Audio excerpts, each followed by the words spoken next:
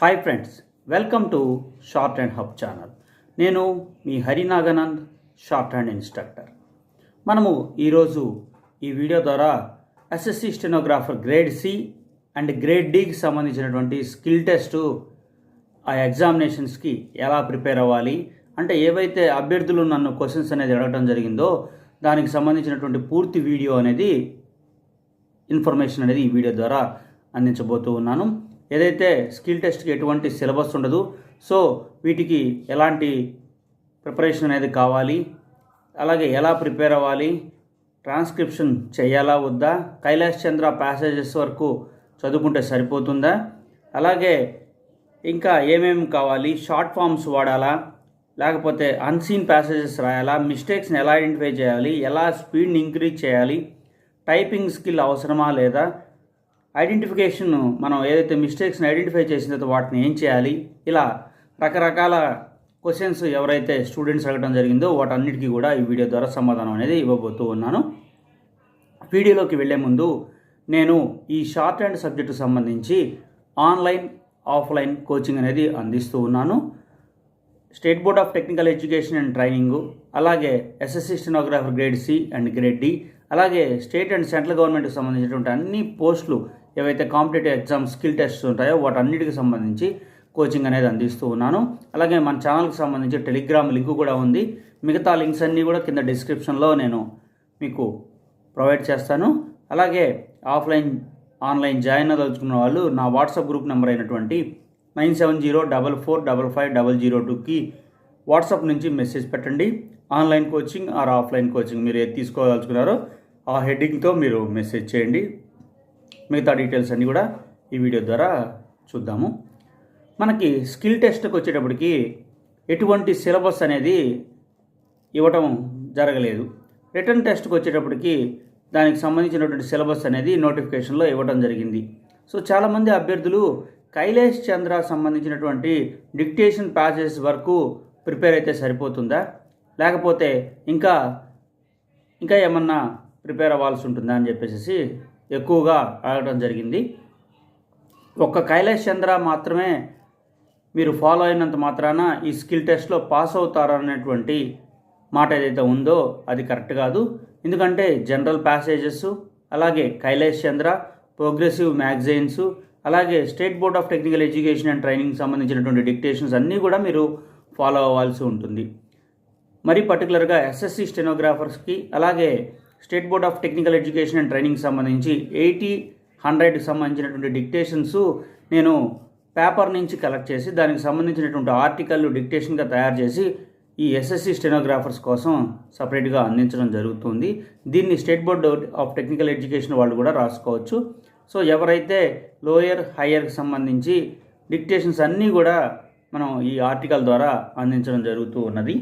So students అడిగినటువంటి కొన్ని క్వశ్చన్స్కి మనం ఇప్పుడు ఆన్సర్ చేద్దాము. సో ఏదైతే ఈ డిక్టేషన్ అనేది ఎలా తీసుకోవాలి, తర్వాత మనం మిస్టేక్స్ ఎలా ఐడెంటిఫై చేయాలి, తర్వాత దాన్ని ఎలా మనము ఆ మిస్టేక్స్ మరలా పోకుండా కూడా చూసుకోవాలనే టాపిక్ ముందు మెయిన్గా మాట్లాడుకుందాము. ఫస్ట్ మీరు ఏదైతే డిక్టేషన్ తీసుకుంటారో, ఫస్ట్ మీరు డిక్టేషన్ తీసుకోవడానికి ముందు మీరు షార్ట్ హ్యాండ్ ఎవరైతే హయ్యర్ వరకు పాస్ అయిన వాళ్ళు ఉంటారో వాళ్ళ దగ్గర జాయిన్ అయ్యి ఈ కోర్సు నేర్చుకోవాల్సి ఉంటుంది.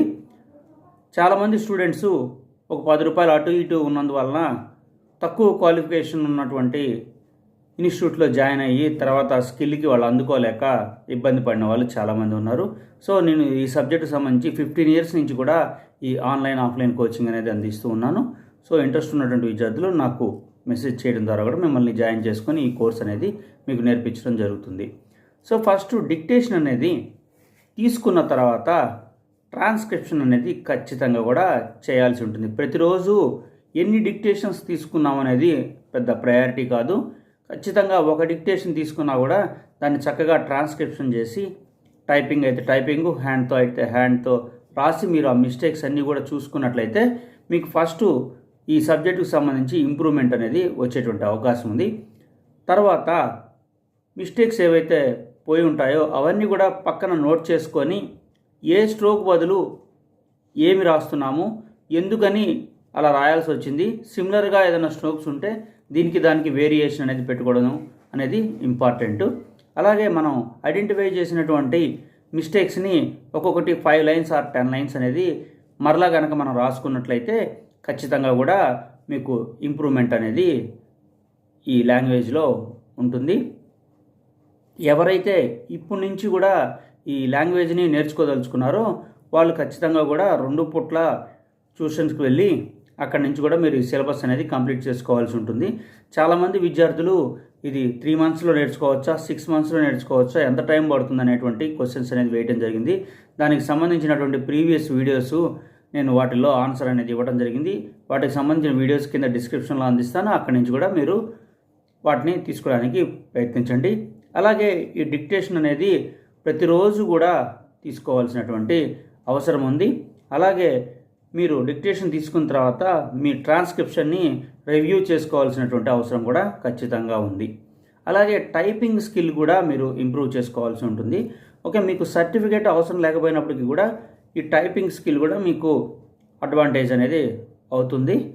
మనం ఎప్పుడైతే ఈ రెగ్యులర్గా డిక్టేషన్ తీసుకుంటూ మన మిస్టేక్స్ని మనము ఐడెంటిఫై చేసుకుంటూ ఆ మిస్టేక్స్ మరలా రాకుండా జాగ్రత్త పడతామో అప్పుడు మనకి ఈ లాంగ్వేజ్ అనేది ఇంప్రూవ్ అవడానికి అవకాశం ఉంది. అలాగే ఎక్కువగా కామన్ వర్డ్స్, ఫ్రేజెస్ మీరు ఖచ్చితంగా డిక్టేషన్లో వాడాల్సి ఉంటుంది. మీరు నేర్చుకునేటప్పుడే ప్యాసేజెస్లో ఒక వర్డ్కి మధ్యలో ఐఫన్ ఉంటుంది. ఆ ఐఫన్ ఉన్నటువంటి వర్డ్స్ని కలిపి రాయటం ద్వారా కూడా మీకు స్పీడ్ ఇంప్రూవ్మెంట్ అనేది ఉంటుంది. అలాగే మీరు ఖచ్చితంగా కూడా ప్రతిరోజు ఒక 3-4 డిక్టేషన్స్ అనేది రాయటం అనేది చాలా మంచి అలవాటు. దాంట్లో ఒకటి ఖచ్చితంగా ట్రాన్స్క్రిప్షన్ అనేది చేయాల్సి ఉంటుంది. అలాగే మీరు రోజుకి 4 రాయలేకపోయినా కూడా ఒక్కటి రాసినా కూడా దాన్ని ఖచ్చితంగా ట్రాన్స్క్రిప్షన్ చేసి ఎన్ని మిస్టేక్స్ పోతున్నాయి అనేది మీరు చూసుకోగలిగితే మీరు ఈ లాంగ్వేజ్ ఇంప్రూవ్ చేసుకోవడానికి అవకాశం ఉంటుంది. అలాగే మీరు గ్రాడ్యువల్గా స్పీడ్ అనేది పెంచుకోవాల్సి ఉంటుంది. ఇప్పుడు సపోజు మీరు ఒక డిక్టేషను ఏదైనా ఇన్స్టిట్యూట్లో కానీ ఎక్కడ కానీ మీరు తీసుకున్నట్లయితే దాన్ని చక్కగా సెల్ ఫోన్లో రికార్డ్ చేసుకొని ఆ డిక్టేషన్ రాసి ట్రాన్స్క్రిప్షన్ చేసి దాంట్లో ఉన్న తప్పులన్నీ కూడా చూసుకున్న తర్వాత మనకి రాని పదాలు ఏవైతే ఉంటాయో వాటిని ఆ స్ట్రోక్స్ ఎలా రాసుకోవాలో చూసుకున్న తర్వాత మనం రికార్డ్ చేసుకున్నటువంటి డిక్టేషన్ని 3-4 టైమ్స్ మరలా రిపీటెడ్గా రాసినందు ద్వారా ఆ ప్యాసేజ్ మీద మనకి గ్రిప్ వచ్చేటువంటి అవకాశం ఉంది. ఆ ప్యాసేజ్లో వచ్చినటువంటి వర్డ్స్ కూడా మళ్ళీ ఎప్పుడైనా సరే వచ్చినా కూడా మనం రాయడానికి చాలా ఈజీగా ఉంటుంది. అందువల్ల ఈ షార్ట్ హ్యాండ్ నేర్చుకునేటువంటి విద్యార్థులు ఖచ్చితంగా కూడా షార్ట్ హ్యాండ్ డిక్షనరీ అనేది కొనుక్కోవాల్సి ఉంటుంది. సో ఇది అమెజాన్ వీటిలో అన్నిట్లో కూడా అందుబాటులో ఉంటుంది. ఎవరికైతే వీటి అందుబాటులో లేదో వాళ్ళు నన్ను కన్సల్ట్ అయినట్లయితే నేను ఎక్కడ దొరుకుతాయి ఏంటి అడ్రస్ అవి కూడా మీకు ఇవ్వడానికి ప్రయత్నం చేస్తాను. పర్టికులర్గా చెప్పేది ఏంటంటే ఒక్క కైలాష్ చంద్ర మీదే ఆధారపడకుండా మిగతా ప్యాసేజెస్ అన్నిటి మీద కూడా మీరు కాన్సన్ట్రేషన్ అనేది చేయాల్సి ఉంటుంది.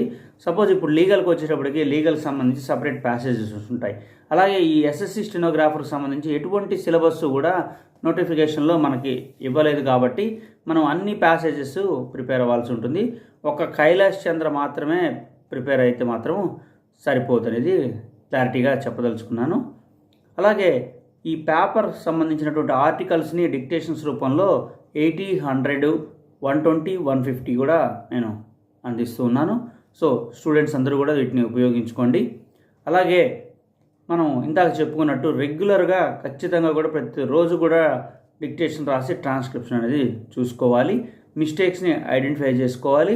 తర్వాత 5 to 10 లైన్స్ ఆ మిస్టేక్స్ని రాయటం ద్వారా కూడా మనకి ఆ మిస్టేక్స్ అనేవి రెడ్యూస్ అవుతూ మనకి ఇంప్రూవ్మెంట్ అనేది ఉంటుంది. అలాగే టైపింగ్ స్కిల్ కూడా ఉంటుంది. మనకు ఈ డిక్టేషన్ అనేది ప్రతిరోజు కూడా ఖచ్చితంగా రాయాల్సి ఉంటుంది. ప్రతిరోజు కూడా ఖచ్చితంగా ఒక అన్సీన్ ప్యాసేజ్ అనేది రాసుకొని దాంట్లో మిస్టేక్స్ ఎన్ని పోతున్నాయి ఏంటి, మన స్కిల్ ఇంప్రూవ్ అవుతుందా లేదా దాని మీద ఎక్కువ కాన్సన్ట్రేషన్ చేయడానికి ప్రయత్నించండి. అలాగే ఈ షార్ట్ హ్యాండ్ లాంగ్వేజ్కి వచ్చేసరికి ఇంగ్లీష్ కూడా ఎంతో ఉపయోగకరంగా ఉంటుంది. సో ఇంగ్లీష్ లాంగ్వేజ్ని కూడా ఇంప్రూవ్ చేసుకోవడానికి ప్రయత్నించండి. అలాగే ఎక్కువ మంది అభ్యర్థులు ఈ లాంగ్వేజ్కి సంబంధించి షార్ట్ ఫామ్స్ ఎక్కువ వాడనవసరం లేదా, వాడితే ఏంటి ప్రయోజనం, వాడకపోతే ఏంటి లాభం అనేది ఎక్కువ మంది అడగడం జరుగుతుంది. సో ఈ షార్ట్ ఫామ్స్ అనేది మనము ఒక పర్టికులర్ వర్డ్కి కానీ లేకపోతే 2-3 వర్డ్స్కి కానీ ఒక షార్ట్ ఫామ్ అనేది పెట్టుకోవడం ద్వారా కూడా కొంతవరకు అడ్వాంటేజ్ ఉన్నప్పటికీ కూడా డిసడ్వాంటేజ్ కూడా ఉంది. ఎందుకంటే మనం రాసుకున్నట్లయితే ఆ షార్ట్ ఫామ్ని చాలా ఈజీగా స్పీడ్ పెరిగేటువంటి అవకాశం కూడా ఉంది. అలాగే ఆ రాసుకున్నటువంటి షార్ట్ ఫామ్ని కనుక మనము గుర్తుపట్టలేనటువంటి పరిస్థితుల్లో కనుక ఉన్నట్లయితే ఒక 3-4 పదాలు తప్పుపోయేటువంటి అవకాశం ఉంది. అంటే దానివల్ల ఎంత ఉపయోగం ఉందో అంత నష్టం కూడా ఉంది.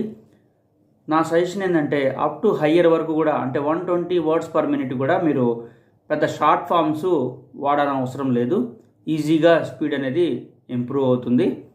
సో ఎవరైతే షార్ట్ ఫామ్స్ ఇనీషియల్ స్టేజ్ నుంచి వాడుతూ ఉంటారో వాళ్ళు ఖచ్చితంగా కూడా దాన్ని రాసిన తర్వాత ఐడెంటిఫై చేయగలిగినటువంటి స్టేజ్లోనే వాటిని వాడాల్సి ఉంటుందని చెప్పి తెలియజేయడం జరుగుతుంది. సో మరలా చెప్తున్నాను, కామన్ వర్డ్స్, ఫ్రేజెస్ ఇవి రెగ్యులర్గా మీరు ప్రాక్టీస్లో ఉండాలి. అలాగే స్పీడు ప్రతిరోజు కూడా ఇంప్రూవ్ అయ్యేటట్టు ఎన్ని ప్యాసేజీలు రాసినా సరే ఒక అన్సీన్ ప్యాసేజ్ అనేది రాసి మిస్టేక్స్ అనేది చూసుకోవాల్సి ఉంటుంది. మీరు ఎప్పుడైతే ఈ షార్ట్ హ్యాండ్ని లాంగ్ హ్యాండ్గా మీరు కన్వర్ట్ అనేది చేస్తారో అప్పుడే మీకు స్పీడు, యాక్యురసీ అనేది ఈ లాంగ్వేజ్కి సంబంధించి వస్తుంది. కైలాష్ చంద్రతో పాటు మనం అందించేటువంటి అన్ని 80, 100 మీకు కావాల్సినటువంటి వీడియోస్ని మన ఛానల్ ద్వారా కూడా అందిస్తూ ఉన్నాము. ఇప్పటికే చాలా వీడియోస్ అందించడం జరిగింది. సో మనం అందించేటువంటి 80 వర్డ్స్ పర్ మినిట్ అనేది కూడా మీకు ఈ ఎగ్జామ్కి 100కి రెండింటికి ఉపయోగపడేటువంటి అవకాశం ఉంది. అలాగే ఇంకా మీకు వీటికి సంబంధించి ఇంకేదన్నా సరే డౌట్ ఉన్నట్టయితే మీరు కింద కామెంట్ సెక్షన్లో కనుక కామెంట్ చేసినట్టయితే మీ క్వశ్చన్స్కి అనేది నేను ఆన్సర్ ఇస్తాను. సో కైలాష్ చంద్రతో పాటు మిగతా ప్యాసేజెస్ కూడా మీరు ప్రిపేర్ అవ్వండి. ఎక్కడైనా సరే మీరు ఇన్స్టిట్యూట్లో జాయిన్ అయ్యే పని అయితే హయ్యర్ పాస్ అయినటువంటి మాస్టర్ దగ్గర మాత్రమే జాయిన్ అవ్వండి. అక్కడి నుంచి మాత్రమే మీకు ఈ స్కిల్ అనేది త్వరగా వస్తుంది. దీని డ్యూరేషన్ వచ్చేసరికి మనం స్పెండ్ చేసే టైంని బట్టి ఆధారపడి ఉంటుంది. ప్రతిరోజు కనుక 2 hours హోంవర్క్ కింద కనుక మనం స్పెండ్ చేయగలిగితే 6 months పట్టేటువంటి అవకాశం ఉంది. ఎస్ఎస్సి సంబంధించిన ఎవరైతే అభ్యర్థులు ఉన్నారో వాళ్ళకి 2 పూట కూడా క్లాసెస్ కండక్ట్ చేసి నేను స్పెషల్ ఇంట్రెస్ట్ తీసుకొని వాళ్ళకి సిలబస్ కంప్లీట్ చేయడానికి ప్రయత్నం చేస్తున్నాను. ఎవరైనా సరే ఈ వీడియో చూసి కొత్తగా ఇప్పటి నుంచి స్టార్ట్ చేయాలనుకున్న వాళ్ళు నన్ను అప్రోచ్ అవ్వండి. అలాగే state board of technical education and training Andhra, తెలంగాణకు సంబంధించినటువంటి బోర్డు ఎగ్జామ్స్, అలాగే స్టేట్ అండ్ సెంట్రల్ గవర్నమెంట్కి సంబంధించినటువంటి అన్ని స్కిల్ టెస్టులకు సంబంధించినటువంటి ఎగ్జామ్స్ కూడా నేను ఈ ఆన్లైన్, ఆఫ్లైన్ కోచింగ్ అనేది అందిస్తూ ఉన్నాను. ఆఫ్లైన్ కోచింగ్ సంబంధించినటువంటి అడ్రస్ కింద డిస్క్రిప్షన్లో ఇస్తాను. అలాగే ఆన్లైన్ అయితే మీరు ఇంటి దగ్గరే ఉండి ఈ కోర్సుని 2 పూట్ల కూడా వచ్చి చక్కగా నేర్చుకోవచ్చు. ఎస్ఎస్సి వాళ్ళు అయితే 2 పూట్ల రావాల్సిన అవసరం ఉంది. సర్టిఫికేట్ కోర్సెస్ కావాల్సిన వాళ్ళకి 2 పూట్ల అవసరం లేదు. చక్కగా వాళ్ళు ఒక రోజుకు 2 hours స్పెండ్ చేసినట్లయితే 6 monthsలో ఈ కోర్స్ అనేది తొందరగా అయిపోయేటువంటి అవకాశం ఉంది. సో ఇలాంటి మరిన్ని వీడియోస్ కోసం మన ఛానల్ని సబ్స్క్రైబ్ చేయండి.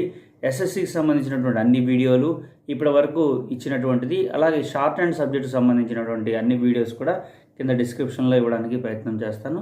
సో మీకు ఇంకా ఏమైనా సరే ఈ స్కిల్కి సంబంధించినటువంటి డౌట్స్ ఉన్నట్లయితే కామెంట్ రూపంలో కామెంట్ చేయండి. నేను మీకు ఆన్సర్ ఇస్తాను. Thank you.